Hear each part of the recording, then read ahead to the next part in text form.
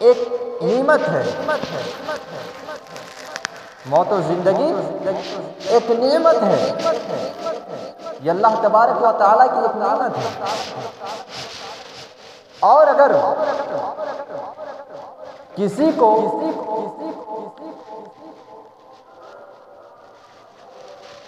بہت ہی زیادہ زندگی ملی ہے تو یہ خوشی ہونے کی بات نہیں ہے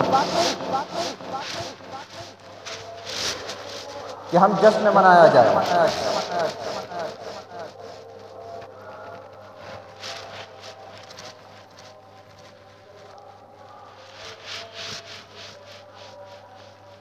موت و زندگی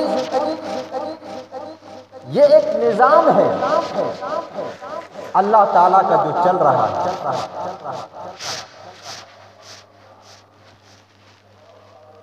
زندگی دی ہے عمل کے لیے، اور اس زندگی کا عمل اور اس کا نتیجہ اور اس کا جو لب لباب ہوتا ہے، جو ہمیں کریم ملنے والی ہے، جو ہمیں قیامت کے دن آخرت میں جو ہمیں رزق ملنے والا ہے، جو کریم ملے گی، چاہے وہ اچھی ہو یا بری ہو۔ اسی لیے اللہ تبارک و تعالیٰ نے قرآن کریم کے اندر ارشاد فرماتا ہے، الذی خلق الموت والحیات لیبلوکم ایکم احسن عملا۔ اللہ وہ ہے جس نے موت کو پیدا کیا اور زندگی کو پیدا کیا۔ یہاں بھی اللہ تبارک و تعالیٰ نے یعنی زندگی سے پہلے موت کو پیدا کیا، اس کے بعد زندگی کو پیدا کیا، یعنی اللہ نے موت کو بھی پیدا کی اور زندگی کو بھی پیدا کیا۔ یہ دونوں اللہ تبارک و تعالیٰ کی اپنی مخلوق ہے، یہ دونوں موت بھی زندگی بھی، یہ دونوں اللہ تعالیٰ کی کیا ہے؟ مخلوق ہے۔ اور اللہ نے کیوں پیدا کیا؟ لِيَبْلُوَكُمْ أَيُّكُمْ أَحْسَنُ عَمَلًا، تاکہ تمہیں آزمائے کہ عمل کے اعتبار سے کون اچھے ہیں۔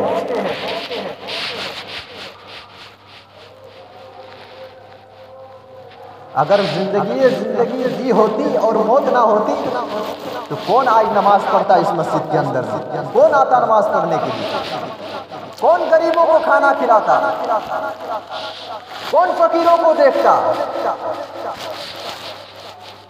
ہم اس مسجد کے اندر صرف آئے ہیں نماز پڑھنے کے لیے، صرف مقصد میرا یہ ہے کہ اللہ تبارک و تعالیٰ کی طرف ہمیں لوٹ کر جانا ہے،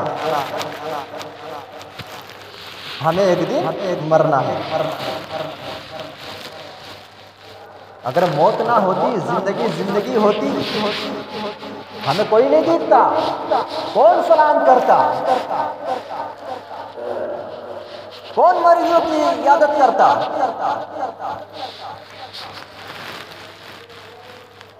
الذی خلق الموت والحیات لیبلوکم ایکم احسن عملا۔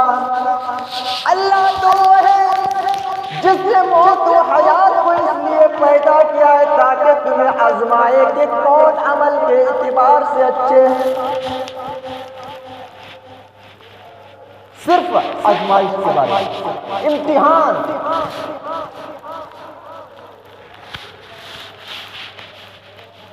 یہ ایک امتحان ہے۔ موت، جس موت سے ہم ادھر ادھر بھاگتے ہیں، ہم پوری کوشش کرتے ہیں، بھاگنے کی پوری کوشش کرتے ہیں، یہاں تک کہ آخری سانس تک ہم ہاسپٹل کے چکر بھی لگاتے ہیں، لیکن حقیقت یہ ہے کہ موت کے نظر میں جب دیکھتا ہے تو ان کے چہرے پر مسکراہٹ آتی ہے، خوشی آتی ہے۔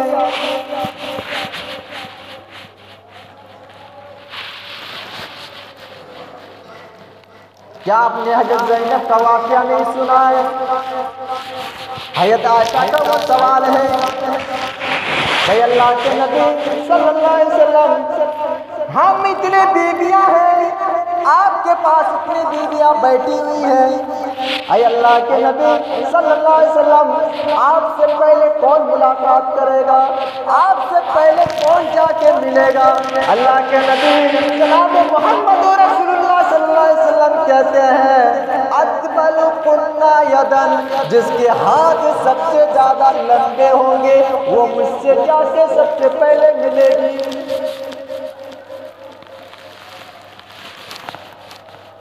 آپ کی ساری بیویاں وہیں پر بیٹھی ہوئی ہیں، لیکن اللہ کے نبی صلی اللہ علیہ وسلم کی انتقال ہونے کے بعد، آپ کے دنیا سے رخصت ہونے کے بعد، جو نبی اکرم صلی اللہ علیہ وسلم سے جو سب سے پہلے جو ملی تھی وہ حضرت زینب تھی۔ زینب بعد میں پتہ چلا کہ ہاتھ لمبے سے مراد یہ لمبائی یا چوڑائی میں نہیں، لمبے سے مراد یعنی صدقہ و خیرات کون زیادہ کرتی تھی، اللہ کی راہ میں کون مال خرچ کرتی تھی، اور ان میں جو ہے سب سے زیادہ حضرت زینب آگے تھی مال خرچ کرنے میں، صدقہ کرنے میں، خیرات کرنے میں۔ آئیے میرے پیارے ساتھیوں، میں آپ کو سناتا ہوں، موت کو جب مومن جب اپنی نظروں سے دیکھتا ہے، جب اپنے آنکھوں سے دیکھتا ہے تو ان کے چہرے پر خوشی ہوتی ہے، ان کے چہرے پر اللہ کا خوف نہیں پیدا ہوتا ہے۔ اللہ کے نبی صلی اللہ علیہ وسلم مرض الموت کے اندر مبتلا ہے، نبی اکرم صلی اللہ علیہ وسلم مرض الموت کے اندر مبتلا ہے، لوگوں کا تانتا لگا ہوا ہے، ایک آتا ہے ملاقات کرتا ہے جاتا ہے، دوسرا آتا ہے ملاقات کرتا ہے جاتا ہے۔ جب حضرت فاطمہ کو خبر ملی کہ تمہارے باپ کی طبیعت بہت زیادہ خراب ہے، بہت ہی زیادہ ناساز ہے، حضرت فاطمہ نبی اکرم صلی اللہ علیہ وسلم کی بیٹی فاطمہ وہ نبی اکرم صلی اللہ علیہ وسلم کے گھر آتی ہے۔ اللہ کے نبی صلی اللہ علیہ وسلم روزانہ بوسہ دیا کرتے تھے، لیکن آج وہ اپنے چارپائی سے اٹھنے کی پوزیشن بھی نہیں ہے کہ وہ اٹھ کر وہ بوسہ لے لے۔ نبی اکرم صلی اللہ علیہ وسلم نے نبی اکرم صلی اللہ علیہ وسلم کی بے چینی اور پریشانی حضرت فاطمہ نے دیکھی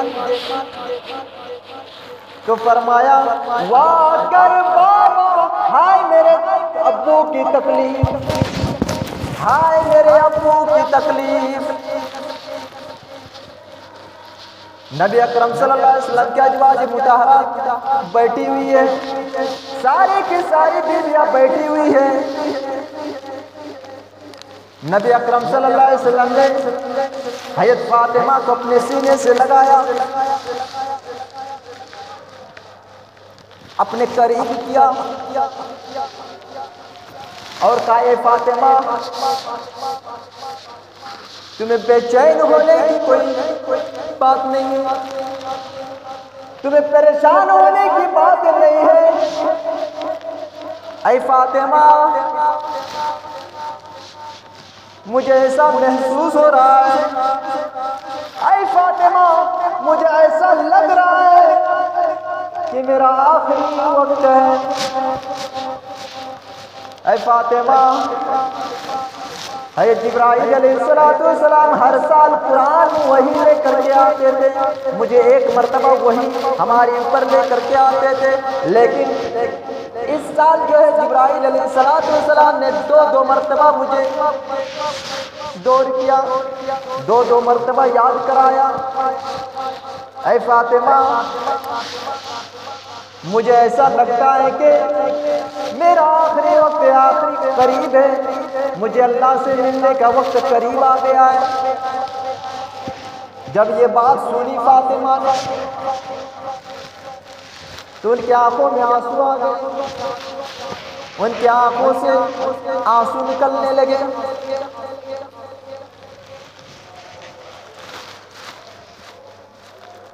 نبی اکرم صلی اللہ علیہ وسلم نے پھر ان کے ہاتھ کو پکڑا اور کہا فاطمہ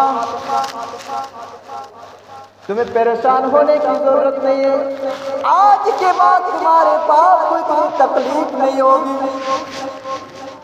اے فاطمہ کیا میں تمہارے لیے اچھا پیش رکھوں؟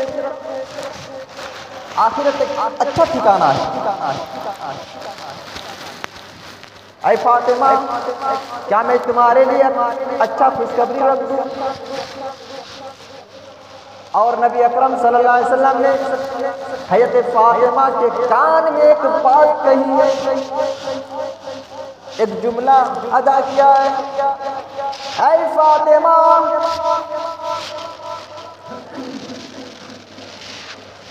تم تمام مسلمانوں کے عورت کا سردار بنا دیا ہے جنت میں۔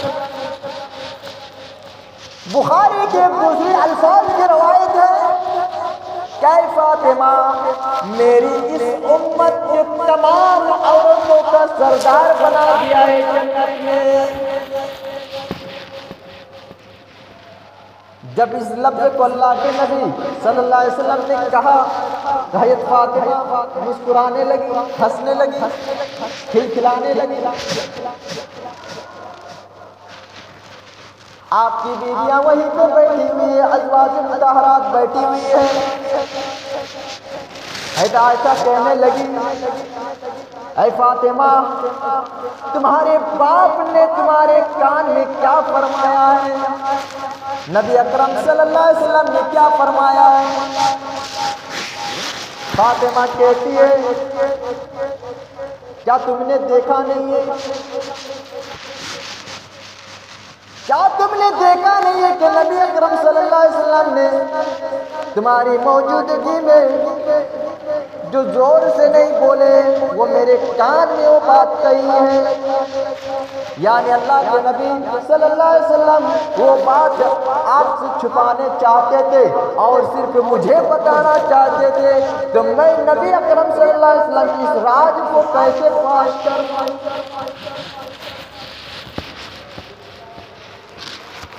یعنی عائشہ تمہاری موجودگی میں جب نبی اکرم صلی اللہ علیہ وسلم نے زور سے نہیں بولے ہیں وہ بات تم سے چھپانے چاہتے تھے اور صرف مجھے بتانے چاہتے تھے، تو میں اس راز کو نبی اکرم صلی اللہ علیہ وسلم کو راز کو کیسے فاش کر دوں؟ نبی اکرم صلی اللہ علیہ وسلم جب اس دنیا سے رخصت ہو گئے، جب وہ وفات ہو گئے، جب ان کی موت ہو گئی، تو حضرت عائشہ نے قسم دی اے فاطمہ میں تمہیں حق کا واسطہ دیتی ہوں کہ نبی اکرم صلی اللہ علیہ وسلم نے جو تمہارے کان میں جو بات فرمایا ہے وہ مجھے بتاؤ کہ اللہ کے نبی صلی اللہ علیہ وسلم نے وہ کیا فرمایا تمہارے کان میں؟ کہ امی جان عائشہ اب میں بتاؤں گی، اب میں بتاؤں گی اس لیے کہ اب تو نبی اکرم صلی اللہ علیہ وسلم اس دنیا میں نہیں ہے، اس دنیا سے تو گزر چکے ہیں، اس دنیا سے جا چکے ہیں۔ کیا فرمایا تھا؟ کہ امی جان جب میری بے چینی، پریشانی اور آنکھوں کی آنسو اللہ کے نبی صلی اللہ علیہ وسلم نے دیکھے تو فرمایا اے بیٹی فاطمہ تمہیں غم کرنے کی ضرورت نہیں ہے، تمہیں پریشان ہونے کی ضرورت نہیں ہے۔ اے میری بیٹی تم اہل بیت میں، ہمارے خاندان میں، ہمارے قبیلے میں، ہمارے برادری میں، ہمارے پڑوس میں، ہمارے کنبے میں تم سب سے پہلے جا کر مجھ سے ملے گی۔ جب یہ بات نبی اکرم صلی اللہ علیہ وسلم نے کہی تو میرے چہرے پر مسکراہٹ آ گئی تھی، مسکرائی تھی۔ فاطمہ، اے امی جان، جب یہ بات نبی اکرم صلی اللہ علیہ وسلم نے کہی کہ تم سب سے پہلے جا کر مجھ سے ملو گی، میرے چہرے پر مسکراہٹ آ گئی، یا موت کی اطلاع دی جا رہی ہے، اور حضرت فاطمہ غم کرنے کے بجائے وہ ہنس رہی ہے۔ اگر آج کہہ دے، مثال کے طور پر اگر میرے بھائی اگر کہہ دے کہ بھائی میں کل مرنے والا ہوں، مجھے کیسا لگے گا؟ اگر ان کی طبیعت خراب ہے بہت زیادہ، بھائی آپ جانے والی ہیں، جان نکلنے والی، میرے دل میں کیسا ہوگا، کیسا احساس ہوگا، کیسا لگے گا؟ حضرت فاطمہ کو نبی اکرم صلی اللہ علیہ وسلم کے بعد کہہ رہے ہیں کہ آخری وقت ہے، مجھے ایسا معلوم ہو رہا ہے، مجھے ایسا لگ رہا ہے کہ میں اللہ سے ملاقات کرنے کا قریب وقت آ گیا ہے، لیکن اس وقت بھی حضرت فاطمہ غم کے بجائے مسکرا رہی ہے، ہنس رہی ہے۔ ایک مومن کی پہچان ہے، مومن کی نظر میں کیا حیثیت رکھتی ہے، کیا حیثیت رکھتی ہے۔ میرے پیارے ساتھیوں، حضرت فاطمہ نے تاریخ کی کتابوں میں لکھی ہوئی ہے، ایک مرثیہ اس نے پڑھا تھا جب نبی اکرم صلی اللہ علیہ وسلم اس دنیا سے رخصت ہو گئے، اس وقت فاطمہ نے ایک جملہ ادا کیا تھا اور فرمایا تھا، یا ابتی وقر بابا من عجاب ربندا، ہائے میرے ابو کی تکلیف، من عجاب ربندا، اے میرے ابو آپ کو آپ کے رب نے بلایا ہے اور آپ نے آپ کے رب کی دعوت کو قبول کر لیا ہے۔ من عجاب ربندا، اے میرے ابو آپ نے اس کی دعوت کو قبول کر لیا ہے۔ واکر بابا من جنت الفردوس ماوا، ہائے میرے ابو آپ کا ٹھکانہ تو جنت میں ہے، آپ کا ٹھکانہ تو جنت میں ہے، آپ تو جنت چلے گئے۔ اور اس کے بعد جو الفاظ جو جملہ ادا کیا وہ کیا ہے؟ واکر بابا الی جبریل لا، ہائے میرے ابو آپ جبرائیل کس کے پاس وحی لے کر کے آئیں گے؟ ہائے میرے ابو آپ جبرائیل قرآن کی آیتیں کس کے پاس لے کر کے آئیں گے؟ اب علم کا نچاور کن کے اوپر ہوگا؟ واکر بابا الی جبریل لا، ہائے میرے ابو میں جبرائیل کو بلاتی ہوں اور میں اس سے کہتی ہوں کہ جبرائیل اب صاحب کتاب اس دنیا میں لا رہا ہوں، اے جبریل اب قرآن لے کر کے نہ آنا، اے جبریل جس کے اوپر تم قرآن کی آیتیں لے کر نازل ہوا کرتا تھا وہ تو اس دنیا سے کوچ کر گیا ہے، اس دنیا سے جا چکے ہیں۔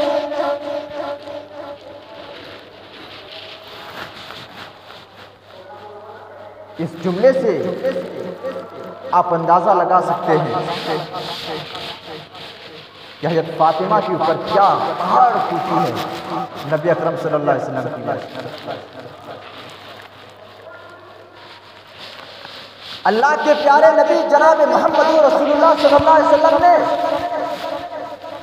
جب ہجرت کر کے مدینہ تشریف لے گئے تو حضرت انس رضی اللہ تعالیٰ عنہ کا بیان ہے، جنہوں نے نبی اکرم صلی اللہ علیہ وسلم کی خدمت کی تھی، اس نے کہا کہ نبی اکرم صلی اللہ علیہ وسلم جب ہجرت کر کے مدینہ تشریف لے آئے تو مدینے میں اتنی زیادہ خوشیاں کا ماحول، جتنی خوشیاں اور جتنی خوشی نبی اکرم صلی اللہ علیہ وسلم کی آمد آنے پر ہوئی ہے، یہ پوری زندگی میں اتنی خوشی کبھی نہیں ہوئی۔ چھوٹے چھوٹے بچے 8 سال 7 سال 9 سال کے بچے شعر پڑھا کرتے تھے۔ نبی اکرم صلی اللہ علیہ وسلم کے آنے پر طلع البدر علینا من ثنایات الوداع وجب الشکر علینا ما دعا للہ داعی۔ آج تو فرعون کی چوٹیوں سے سورج چمکا ہے، آج مدینے کے پہاڑیوں کی چودہی سورج چمکے۔ وجب الشکر علینا وجب الشکر علینا ما دعا للہ داعی۔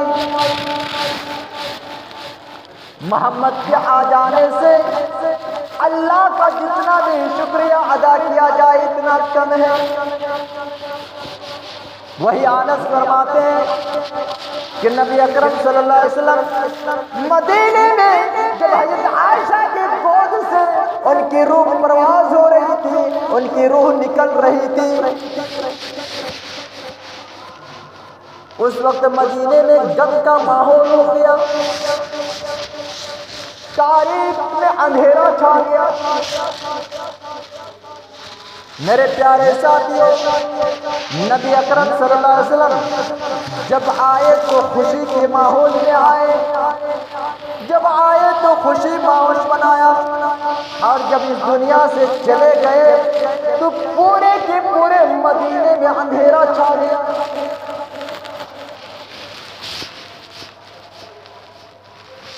حضرت فاطمہ فرماتی ہے، بیان کرتی ہے، جب میرے والد اس دنیا سے رخصت ہو گئے تھے، جب اس دنیا سے جا چکے تھے، اس وقت مجھ پر اتنی زیادہ سخت پہاڑ ٹوٹی ہے، غم ہوئی ہے۔ اگر اس غم کو اگر کسی پہاڑ کے اوپر رکھ دیا ہوتا، کسی پہاڑ کے اوپر رکھ دیا ہوتا تو پہاڑ بھی ریزہ ریزہ ہو جاتا، پہاڑ بھی ٹوٹ جاتا، چور چور ہو جاتا۔ اور اگر اس غم کو اگر دین میں رکھ دیا جاتا تو دین کو تاریک کی راتوں میں بدل ڈالتا۔ کیا ٹوٹی ہے،